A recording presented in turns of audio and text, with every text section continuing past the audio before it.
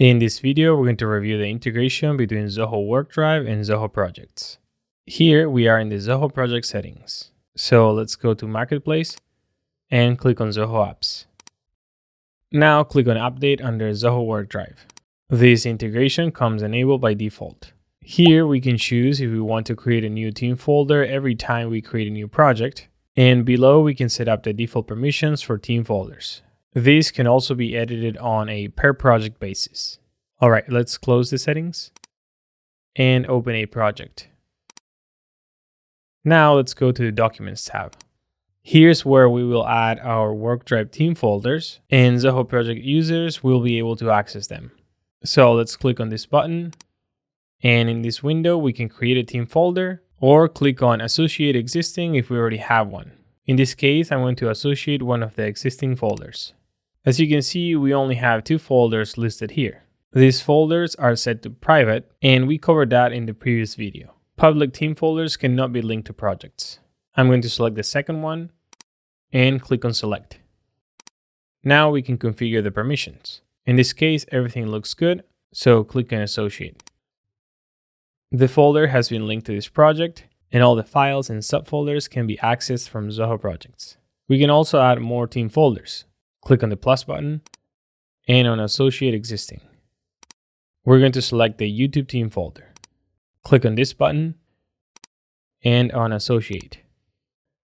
On the left, we can see the 2 team folders linked to this project. If we click on the 3 dots, we can see some settings. We can manage users, disassociate a folder, or even delete the folder. Let's disassociate it. All right, let's go to the Tasks tab and open any task.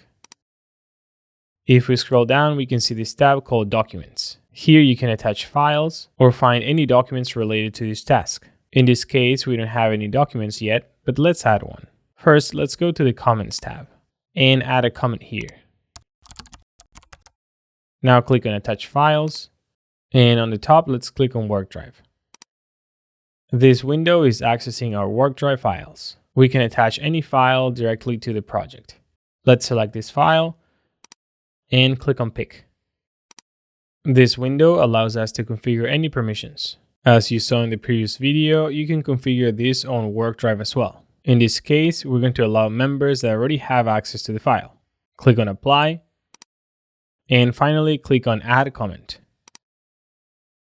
The file has been attached to the task. Now, if we go to the Documents tab, we can also find the file here. Let's attach a file using this button. From WorkDrive, select this one, click on Pick, and on Apply. Now we can see both files under the Document section. And if we go back to the Task view, we can see this new icon that indicates that the task has a file attached. Something to keep in mind is that the files attached to a task won't show up in the Project Documents tab. Here you will only find team folders.